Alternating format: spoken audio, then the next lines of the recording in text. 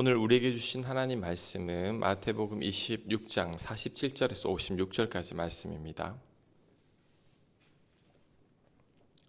마태복음 26장 47절에서 56절까지의 말씀입니다. 47절 말씀하실 때에 12 중에 하나인 유다가 왔는데 대제사장들과 백성의 장로들에게서 파송된 큰 무리가 칼과 몽치를 가지고 그와 함께 하였더라. 큰 무리가 칼과 몽치를 가지고 예수님을 잡으러 왔습니다. 이럴 필요가 있을까요? 강도나 폭도를 진압하러 오는 것도 아닌데 굳이 이럴 필요까지 없습니다. 그런데 이런 이유가 있습니다. 예수님의 반항을 예상했던 거죠. 예수님은 반항하지 않더라도 제자들이 반항하지 않을까 싶어서 이렇게 큰 무리가 왔지만 예수님은 혹 제자들이 반항한다 할지라도 다 말렸을 겁니다.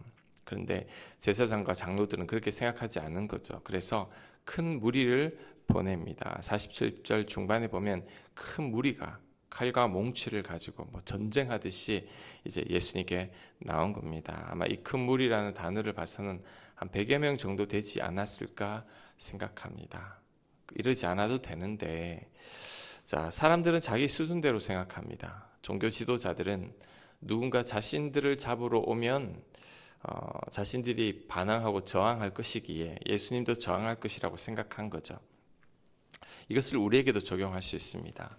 사람들 뒤에서 늘 욕하고 다니는 분들은 다른 사람들도 그렇게 욕한다고 생각합니다. 다른 사람들도 자신 수준으로밖에 생각하지 못하는 거죠. 사람들을 늘 미워하는 사람들은 다른 사람들도 그렇게 다 사람들을 미워한다라고 생각합니다. 이런 분들이 또 늘 거짓말하는 사람들은 또 남들도 다 거짓말하는 줄을 알죠. 사람들은 자기 수준으로밖에 생각하지 못합니다.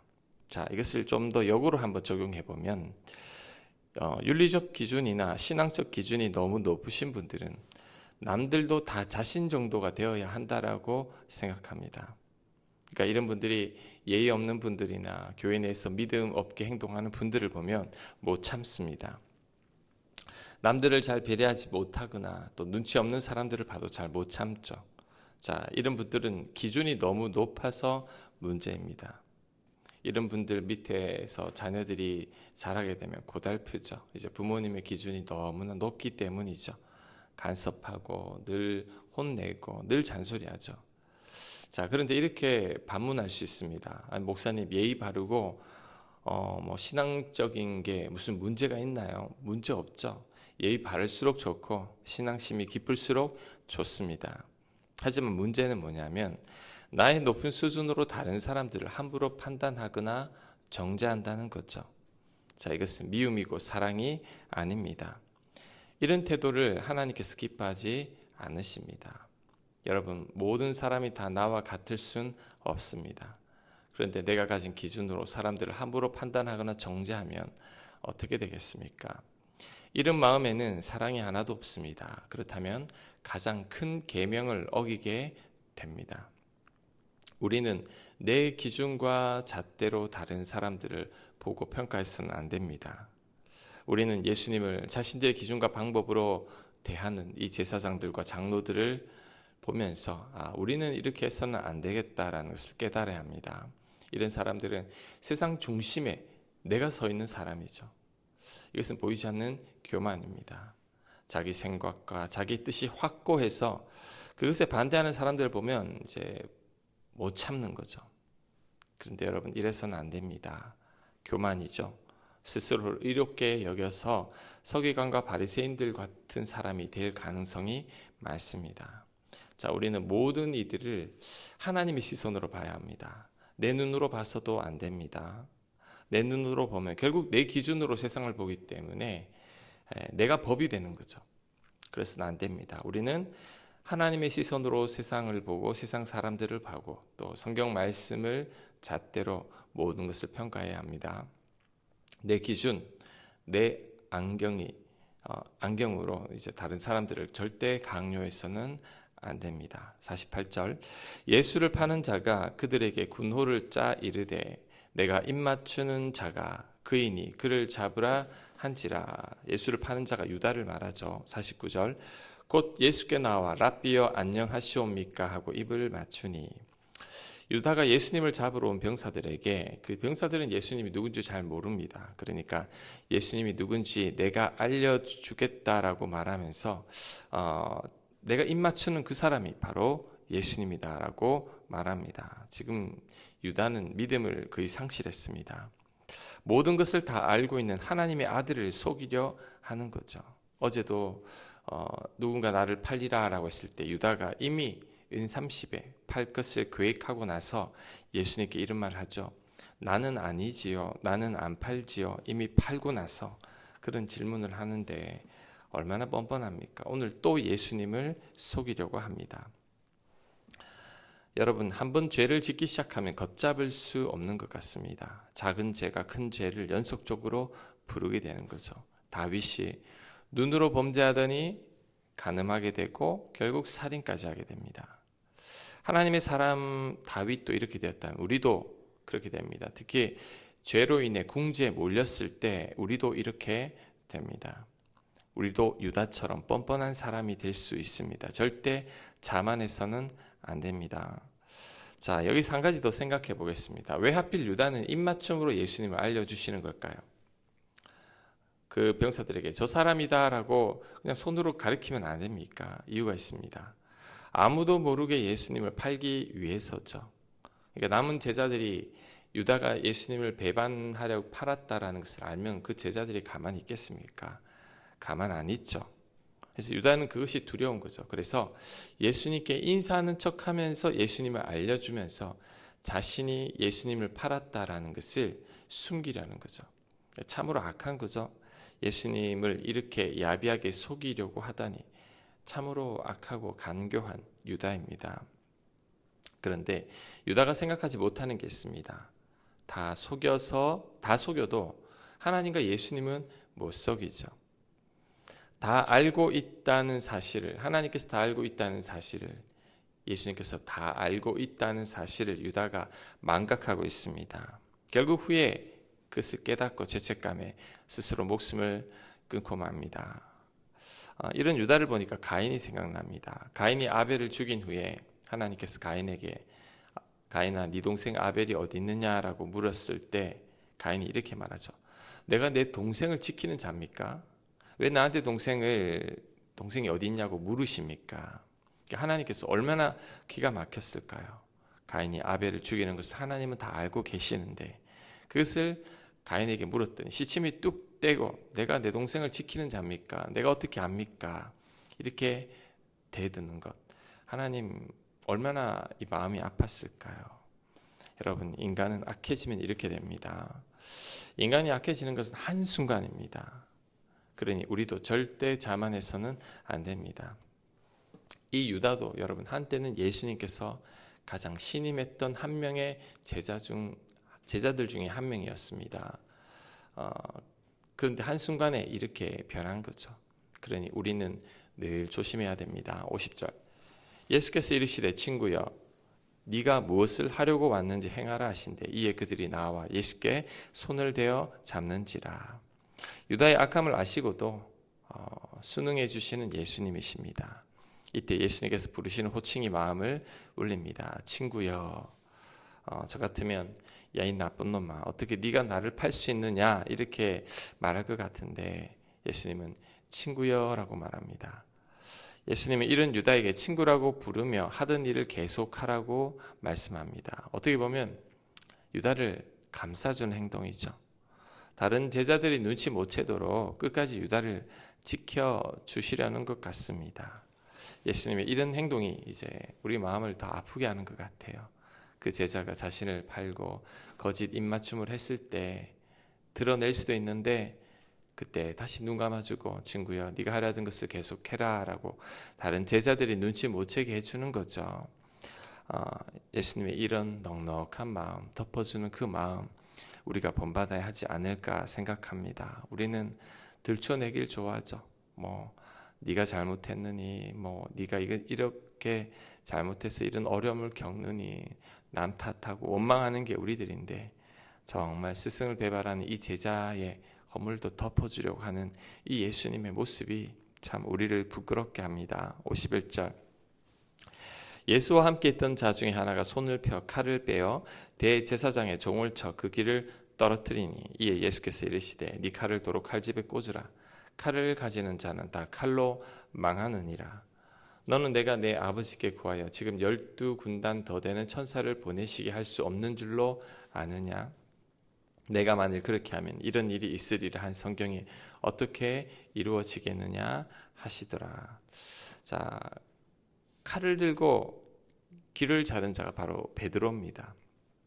이 베드로는 말보다 행동이 앞서고 과격하고 본능대로 행동하죠. 그런데 베드로가 이런 성품을 가지고 있다면 여러분 어떻게 주님께 쓰임을 받을 수 있겠습니까? 베드로는 무너져야 하고 깨져야 합니다. 이런 베드로가 예수님을 3번 부인하게 되는데 오히려 저는 잘 된 것 같습니다. 자신의 부족함과 한계를 깨닫고 이전과는 다른 베드로가 되었기 때문이죠. 여러분, 우리 안에도 이 베드로와 같은 성격이 있습니다. 여러분 성격 급하세요? 참지 못하고 서두르고 말보다 행동이 앞선다면 여러분 이제는 바꿔야 합니다.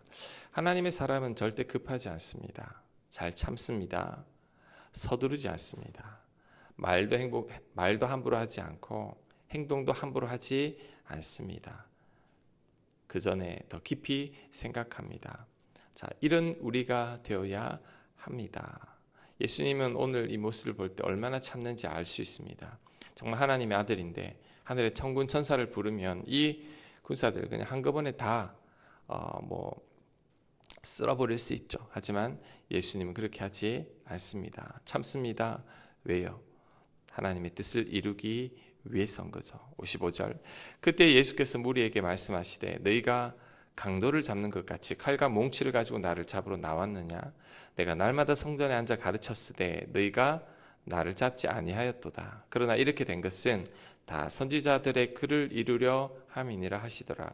이에 제자들이 다 예수를 버리고 도망하니라. 예수께서 순순히 잡혀주시는 이유는 선지자의 글을 다 이루기 위함입니다. 다시 말하면 구약 성경에 기록된 그 말씀들을 다 이루기 위함이고 또 하나님의 뜻을 다 이루기 위함인 거죠. 우리도 이런 마음이 필요합니다. 여러분, 하나님 때문에 예수님은 참고 있습니다. 우리도 하나님 때문에 참을 수 있어야 합니다. 내 혈기대로 할 수 있지만 우리가 참는 이유는 하나님 때문입니다. 운전하다가 보면 간혹가다 아파트에 주차를 하다 보면 또 대중교통을 이용하다가 보면 정말 화나게 하는 사람들이 많습니다. 살다 보면 정말 악한 사람들을 우리가 만나게 되죠. 그들에게 똑같이 대해주고 싶은 마음이 있지만 참는 이유는 저는 단 한 가지입니다. 제가 하나님을 믿기 때문이죠. 하나님만 안 믿었어도 나도 똑같이 대할 텐데 하나님을 믿기 때문에 똑같이 행동할 수가 없습니다. 그래도 우리가 빛과 소금인데 그리스도의 향기인데 그래서 참는 거죠.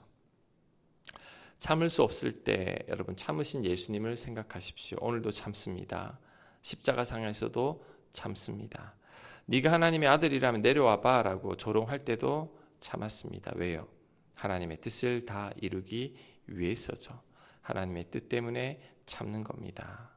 여러분, 그러니 우리도 참기 힘들 때 이 예수님을 생각해야 합니다. 예수님은 참으셨지. 하나님의 뜻을 이루기 위해, 하나님을 기쁘시게 하기 위해 참으셨지. 그렇다면 우리도 참아야 합니다. 자, 마지막으로 56절에 보면 제자들이 다 예수님을 버렸죠. 56절, 다 예수를 버리고 도망하니라 라고 말하고 있는데 예수님을 버리지 않겠다고 어제까지만 해도 그렇게 온 장담하던 제자들인데 한 명도 남지 않았습니다. 칼 들고 설쳤던 베드로도 이때 잠깐 도망갔다가 다시 내일 예수님을 이제 따르게 됩니다. 그때 멀찌감치. 여러분, 이 제자들을 보면서 참 다 도망가는 제자들 한심하다 생각하겠지만 우리도 예수님의 제자였으면 다 도망갔을 겁니다. 이게 바로 우리들의 모습이죠. 우리들의 한계입니다. 상황이 달라지면 언제든지 변하는 것이 바로 연약한 우리들입니다. 여러분, 이 제자들을 보면서 우리는 이렇게 연약할 수밖에 없구나라는 것을 다시 한번 깨달아야 합니다. 그리고 나의 연약함을 깨달은 자는 이제 하나님을 의지하지 않을 수 없죠. 내가 연약한 줄 모르는 자들은 하나님 의지하지 않습니다. 하나님 바라보지 않죠. 그런데 내가 연약하고 얼마나 부족한지를 깨닫게 된 자는 이제 하나님을 바라보지 않을 수 없게 되는 거죠. 그래서 여러분 오늘 이 아침 또 어떻게 보면 또 한 새벽기도 한동안 못 드릴 텐데 늘 생각하십시오. 나는 연약하다, 부족하다. 하나님 붙들어 주시지 않으시면 나는 아무것도 할 수 없는 연약한 자라는 것을 늘 시인하면서 하나님을 늘 붙드십시오. 그럴 때 여러분 승리하는 삶 살아가게 될 겁니다. 오늘 이 제자들의 모습을 보면서 이게 바로 나다. 하나님 붙들어 주지 않으시면 나도 이렇게 될 수밖에 없다라는 것을 여러분 깨닫고 늘 하나님 의지하고 붙들며 살아가는 저와 여러분들 되시길 간절히 축원합니다. 아멘. 하나님, 오늘 이 제자들 예수님을 다 버리고 도망쳤지만 이 모습이 바로 우리들의 모습이 아닌가 생각합니다. 하나님, 유다 나쁘다고 손가락질했지만 유다나 우리나 별반 다를 게 뭐가 있겠습니까? 사람들 앞에 죄 들키지 않으려고 하는 이 유다, 또 간교하게 속이려고 하는 이 이중적인 삶, 하나님 우리 안에도 이런 모습들이 있습니다. 하나님 용서해 주시고 무엇보다도 오늘 우리를 위해 참으신 그 예수님을 본받게 하여 주옵소서. 하나님을 생각함으로 참으신 그 예수님을 생각함으로 우리도 살다 보면 또 참을 수 없는 많은 일들이 있지만 그럼에도 불구하고 참아내는 저희들 되게 하여 주옵소서. 하나님을 생각함으로 나를 다스려 갈 수 있게 도와주시고 하나님을 생각함으로 성령님 의지함으로 하나님 날마다 이 악한 세상 가운데 승리하며 살아갈 수 있도록 복 내려 주시옵소서. 오늘 이 하루도 하나님 지켜 주시옵소서. 내일 주일을 준비하는 마음으로 살게 하여 주옵시고 가정에서 우리 성도님들 거하실 때 하나님의 기쁨과 평안이 충만하게 하여 주옵소서. 온 가족들이 늘 화목하며 건강하며 믿음 안에 승리하며 살아갈 수 있게 도와주시옵소서. 직장에 사시는 모든 일들이 형통할 수 있게 도와주시고 우리 성도님들이 계획하는 모든 일들이 주님 안에서 잘 이루어질 수 있도록 하나님 또한 복 내려주시고 또 그 모든 것이 다 하나님의 은혜임을 기억함으로 날마다 감사하며 살아갈 수 있게 역사하여 주옵소서. 이 모든 말씀 예수님 이름으로 기도합니다. 아멘.